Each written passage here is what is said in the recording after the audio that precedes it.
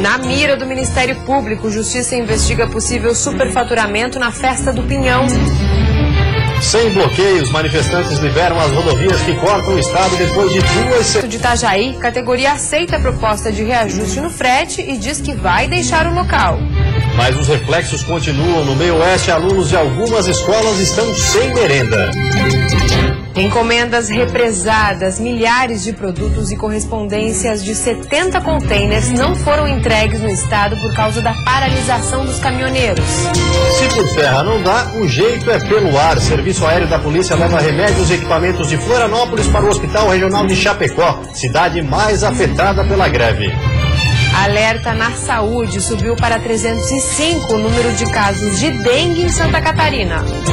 Confusão na capital. Professores insatisfeitos com proposta do governo fizeram manifestação hoje à tarde. O Band Cidade desta terça-feira já está no ar.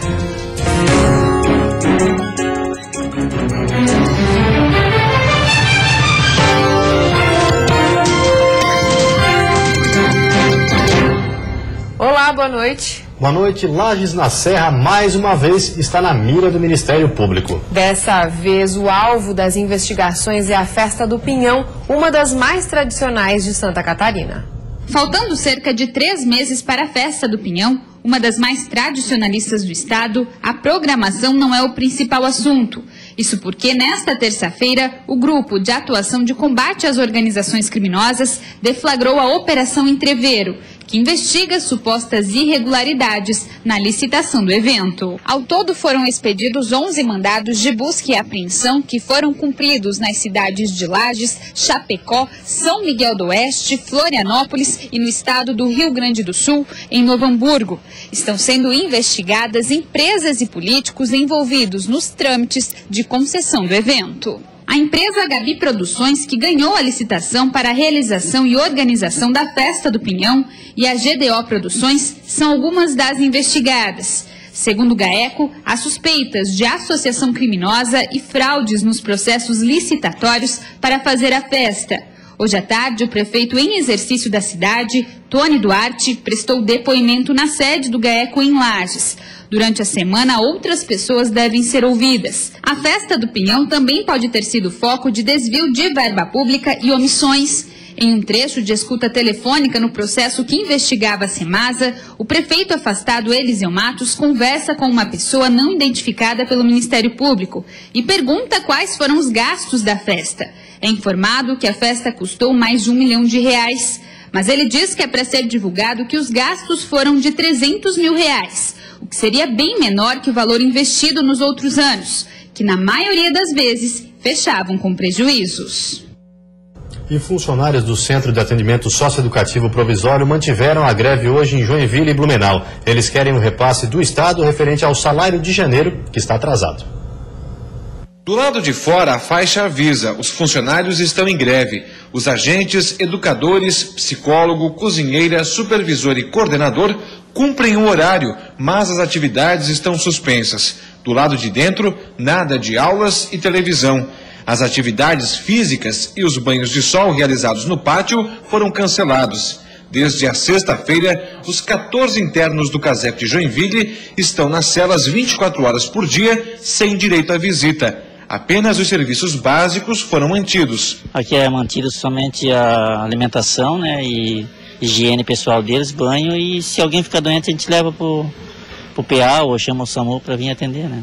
O mesmo ocorre na Casa de Semiliberdade, que fica no centro de Joinville.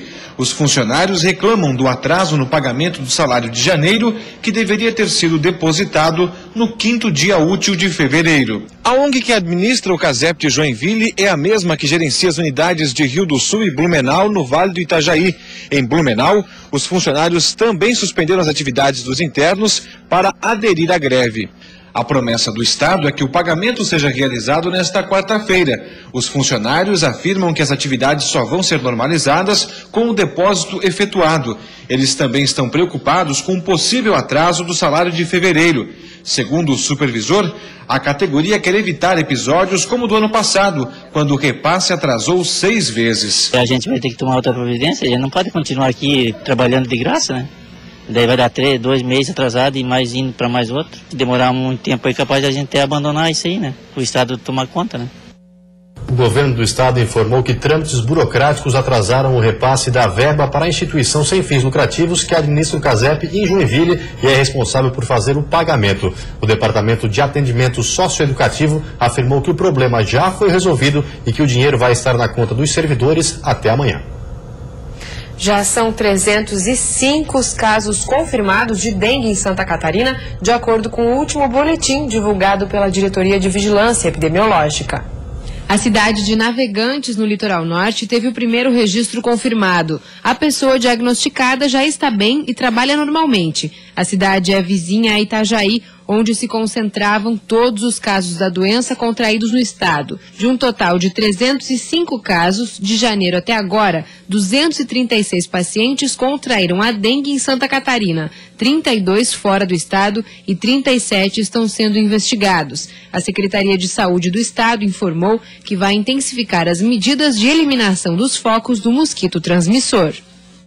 E a seguir, professora condenada por torturar aluno continua dando aulas no sul do estado.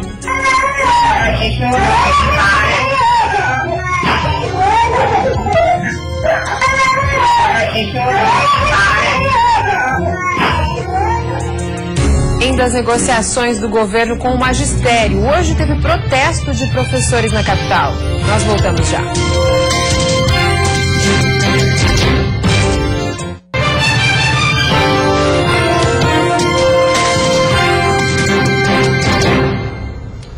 O dia começou tumultuado na Assembleia Legislativa de Santa Catarina. Professores estiveram no local para protestar contra a proposta do governo para profissionais contratados em caráter temporário. O secretário de Educação, Eduardo Deschamps, teve que ser retirado do plenário com auxílio de escolta. Agora à tarde, Deschamps falou sobre o assunto. Centenas de professores de todas as regiões do estado se reuniram durante a tarde na Praça Tancredo Neves, no centro da capital. Eles participaram de uma Assembleia Geral da categoria para discutir sobre a atual proposta feita pelo governo de Santa Catarina e a medida provisória dos professores com contrato temporário. A categoria alega que a medida provisória fragmenta a carreira e não respeita a lei nacional. A medida provisória, na verdade, é um ataque específico ao ACT.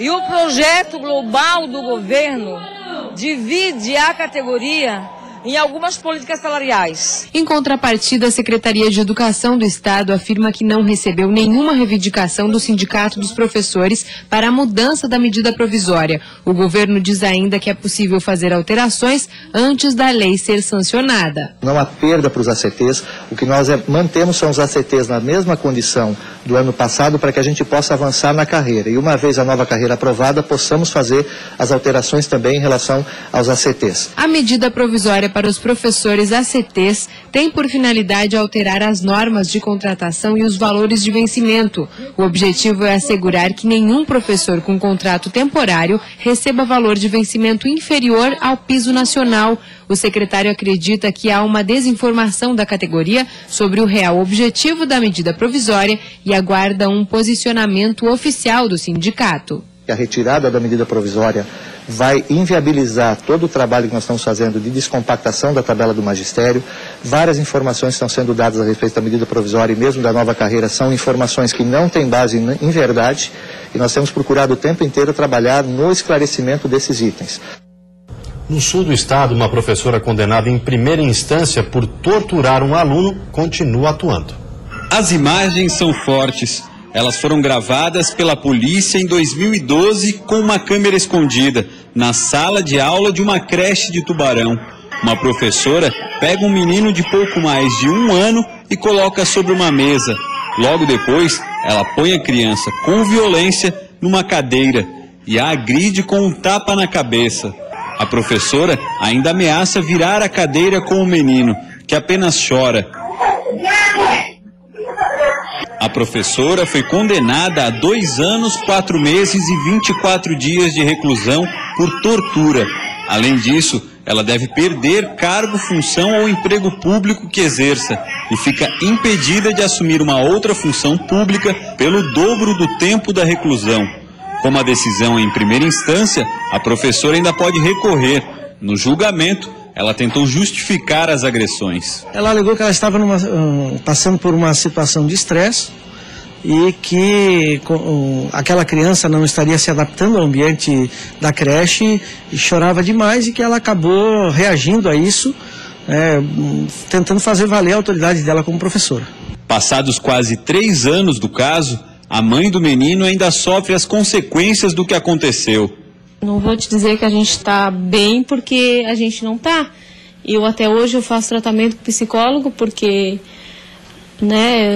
foi uma situação muito complicada que a gente passou e vem passando até hoje. Ele era um bebê, um bebê. Tu não consegue assistir o vídeo novamente? Não, de jeito nenhum. O mais surpreendente é que enquanto a professora responde ao processo por tortura em liberdade, ela passou a dar aulas em 2 escolas estaduais, no município de Capivari de Baixo, para crianças de 8 a 11 anos. Nós viemos até uma das escolas em que a professora trabalha, mas por estar em horário de aula, ela não pôde atender a nossa equipe. De acordo com o gerente regional de educação, a professora cumpre todos os requisitos para estar ocupando o cargo. Essa professora fez um processo seletivo ano passado, está com as aulas, trabalha com a ACT, com méritos dela por ter passado na prova que assim classificou ela para poder trabalhar esse ano, Então, até que nós tenhamos a decisão oficial, ela continua como professora aí na rede estadual. A situação já foi encaminhada à promotoria e será reavaliada pela Justiça.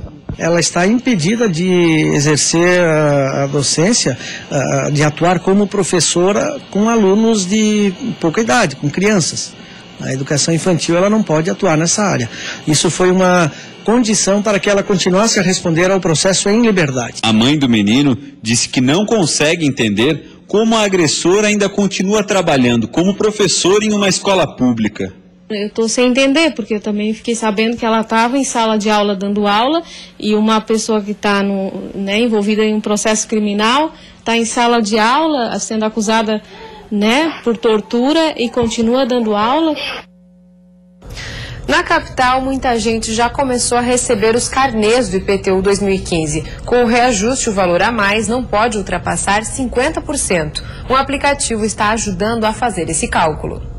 A ferramenta está à disposição no site da Associação Comercial e Industrial de Florianópolis. Lá é possível calcular o percentual de aumento dos impostos territorial e predial. O presidente da entidade orienta que a comparação deve ser feita levando em conta o boleto de 2013, porque no ano passado, apesar do aumento não ter sido aplicado, a base de cálculo já havia mudado. E ao longo desse tempo, comprovando inclusive o uso dessa calculadora, nós tivemos o relato de diversos associados, alguns deles que o seu IPTU ficou dentro do limite previsto ou o teto máximo estipulado pela Justiça dos 50%, mas nós tivemos também inúmeros casos que esse percentual foi superior aos 50% determinado pela Justiça. A Prefeitura diz que a decisão judicial que limitou em no máximo 50% o aumento do IPTU vai ser respeitada e qualquer erro no sistema será revisado. Mas a diretora de tributos imobiliários da Secretaria da Fazenda explica que o cálculo é complexo e nenhuma calculadora não oficial é indicada ou ideal. A gente está falando de tributação, infelizmente não é tão simples assim. Disponível no nosso site, e desde a semana passada nós já temos o passo a passo que aqueles contribuintes que tiverem os carnês dos anos de 2013, 2014, 2015 em suas casas, com o passo a passo, mesmo sem o simulador, já conseguem fazer esses cálculos para aferição do percentual de aumento. O morador ou moradora de Florianópolis que quiser conferir os valores tem até a próxima segunda-feira para dar entrada no pedido de revisão. É que no dia 9 de março vence tanto a primeira parcela do IPTU quanto a cota única com 20% de desconto. E a procura tem sido tão grande que o Pró-Cidadão, órgão de atendimento ao contribuinte, precisou ampliar o espaço para receber o público. Todos os dias, mais de 100 casos são analisados. Dona Helena verificou que o metro quadrado usado no caso dela foi de outra rua mais cara, o que teria alterado o valor do imposto. Então, para evitar isso, eu vou fazer o pagamento, para ganhar o desconto, e vou ficar discutindo, vamos ver o que dá. Já a Dona Maria da Graça vai quitar 4 carnês, e em todos eles existem irregularidades, segundo ela. Todos eles veio aumento a mais, e a metragem também muito maior do que a casa. E a seguir, greve dos caminhoneiros provoca atraso nas entregas dos Correios. Nas escolas, a falta de merenda escolar. E no futebol, escalações irregulares. Julgamento da Justiça Desportiva hoje à noite deve tirar 6 pontos do Avaí e 3 do Marcílio Dias.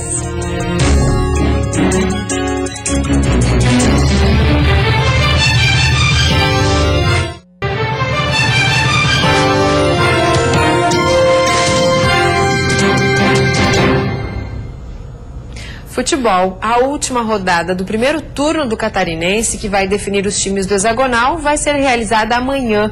Mas hoje à noite o foco das atenções é o julgamento de Avaí e Marcílio Dias, que podem perder 6 pontos. Na partida válida pela sexta rodada, realizada no dia 22 de fevereiro, o Avaí venceu o Marcílio Dias por 4-3. Mas o time da capital escalou de forma irregular o zagueiro Antônio Carlos, o que foi confirmado pelo próprio clube. O fato foi denunciado pela Procuradoria do Tribunal de Justiça Desportiva, o que deverá acarretar ao Leão da Ilha a perda de 6 pontos, deixando a equipe na lanterna da competição. Já o Marinheiro está sendo denunciado por ter relacionado Rodrigo Pita com registro não profissional, o que é válido apenas para jogadores com menos de 20 anos. O atleta não jogou, mas ficou no banco de reservas. Por ter perdido a partida, o Marcílio Dias pode perder apenas 3 pontos. Os dois times também estão sujeitos a uma multa de até R$100 mil. A quarta-feira vai ter variação de nebulosidade com chuva fraca e isolada à tarde e à noite na maioria das regiões. A temperatura mínima deve ficar em 13 graus na Serra e a máxima em 34 no sul do estado. No Planalto Norte, mínima de 16 e máxima de 29 graus. No Oeste, Vale do Itajaí e Grande Florianópolis, a máxima chega aos 32. E no Litoral Norte, mínima de 23 e máxima de 33 graus. O protesto dos caminhoneiros e os bloqueios das rodovias pelo estado afetaram também as entregas de correspondências dos Correios.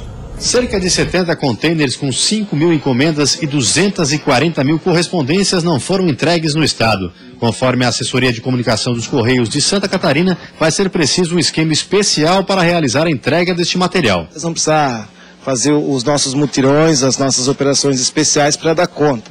Nós estamos no planejamento de superar essa adversidade em 3 dias com algumas alternativas. Assim como nos demais setores, a região oeste foi a mais prejudicada. Pelo menos 7 caminhões foram barrados no caminho de Florianópolis a Chapecó. Os produtos e correspondências de fora do estado têm que passar pela capital, mas durante as 2 semanas de bloqueios, muita coisa acabou barrada. A entrega de contas também pode sofrer com a interferência dos protestos. As pessoas devem procurar outras alternativas para efetuar o pagamento sem atraso e juros. Nesta manhã, o movimento perdeu força e todos os pontos de bloqueio no estado e em rodovias foram liberados. E os reflexos da greve dos caminhoneiros continuam também no meio oeste. Usuários do transporte público de Erval do Oeste e Joaçaba precisam se programar, já que a empresa que opera as linhas diminuiu horários. Já na educação, alunos ficaram sem merenda em algumas escolas. Nesta empresa de ônibus de Erval do Oeste, que faz linhas até Joaçaba, há muito mais ônibus parados no pátio. A dificuldade para encontrar diesel obrigou à redução de vários horários. De acordo com este sócio da empresa, os caminhões que transportavam o combustível ficaram parados no Rio Grande do Sul. As linhas que foram reduzidas, os horários que foram reduzidos, foram aqueles horários duplos, o qual era um reforço. Então, em vez de ter 2 ônibus, por exemplo, às 8 horas da noite, é um ônibus só fazendo todos os bairros, e assim por diante. Então, a gente está aguardando que normalize a situação do diesel, e assim que normalizar a situação, automaticamente será normalizado os horários das linhas. Além dos problemas com transporte, em escolas de 13 municípios da região de abrangência da Regional de Joaçaba, a merenda escolar foi suspensa temporariamente. Algumas escolas orientaram os alunos, divulgando avisos para que trouxessem lanche de casa. Em contato com a Gerência Regional de Educação, o setor responsável pela merenda informou que o cardápio é pré-definido e por isso o Estado não pode pagar por produtos diferentes dos que constam na lista. Mas informou também que está procurando alternativas para que a situação seja solucionada o mais rápido possível. E a seguir, mais efeitos da greve. Para evitar suspensão de procedimentos no hospital de Chapecó, a Polícia Civil transportou material por helicóptero. E no porto de Itajaí, manifestantes e transportadoras entraram em acordo. Já em Navegantes, o impasse continua.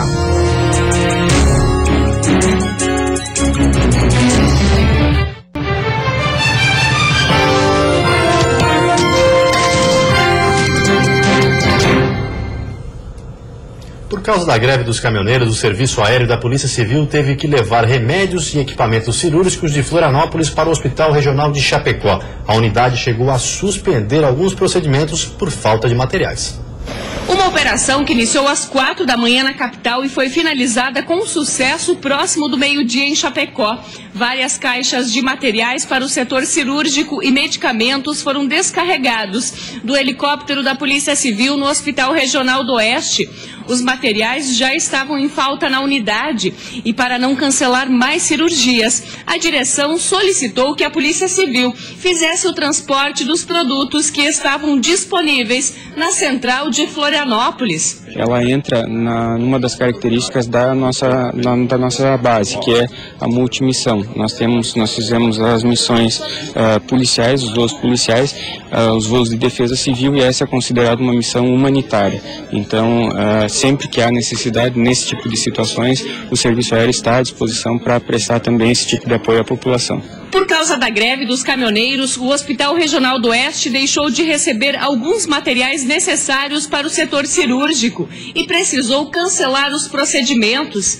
A direção do hospital espera o fim da greve para normalizar os serviços na unidade. Nós temos um fluxo parcial, nós não temos um fluxo total. Nós estamos dando prioridade às cirurgias oncológicas, às urgências e emergência e aquelas cirurgias que já estavam agendadas. O Hospital Regional atende 90 municípios do Oeste e Extremo-Oeste catarinense. A unidade é referência em alta complexidade para mais de 1 milhão de pessoas. O movimento dos caminhoneiros em Itajaí se reuniu desde cedo com transportadoras e chegou a um acordo. Mas em Navegantes o cenário não é o mesmo. A categoria quer um aumento maior no valor do frete. O movimento dos caminhoneiros em Itajaí e Navegantes chegou hoje ao 7º dia. O protesto foi de forma pacífica em boa parte do tempo, a não ser por esta situação em Navegantes. Os ânimos ficaram exaltados e um caminhoneiro foi agredido por um grupo que tentava impedir a entrada de motoristas no terminal. Desde hoje pela manhã, representantes da categoria e das transportadoras se reúnem para chegar a um acordo e pôr fim à paralisação. Durante o encontro, foi apresentada uma contrapartida às reivindicações dos caminhoneiros. A categoria receberia imediatamente 15% de aumento no valor do frete interno e mais 10% daqui 30 dias. Já o frete externo, o intermunicipal e interestadual, sofreria um aumento de 10%. A tabela do frete também seria reajustada. O prefeito municipal concordou em reativar a Câmara Setorial de Transportes. Que é uma Câmara que vai estabelecer o contínuo e permanente diálogo dessa problemática. O problema foi parcialmente resolvido. Os caminhoneiros de Itajaí aceitaram a proposta, mas os caminhoneiros de Navegantes querem um aumento maior e devem permanecer no local. Realmente houve um avanço, houve um ganho, abriu-se um canal de negociação com as autoridades competentes, Prefeitura, Câmara de Vereadores, o Porto de Itajaí. Então nós tivemos um ganho real e eu acho válido. Para os transportadores, esse é o começo de um diálogo permanente. O intuito agora que a Câmara que vai abrir é ser um mercado mais aberto e competitivo. Vai ter uma regra, vai ter um valor mínimo. Daquele valor mínimo, máximo não existe, né? Mas sempre vai ter uma direita que menor do que aquele praticado, o mercado não pode. Desde o final de semana, grandes cargas já são escoltadas pela Polícia Militar aqui na região, que está em alerta e preparada para agir se houver necessidade. E antes de encerrarmos, vamos dar uma olhadinha no trânsito da capital. Aí você acompanha imagens ao vivo das pontes Colombo Salles e Pedro Ivo Campos. Movimento intenso nos dois sentidos, mas principalmente para quem deixa a ilha de Santa Catarina. Agora em Florianópolis, 28 graus. E vem aí o Jornal da Band. Uma ótima noite para você e até amanhã. Boa noite. Até amanhã.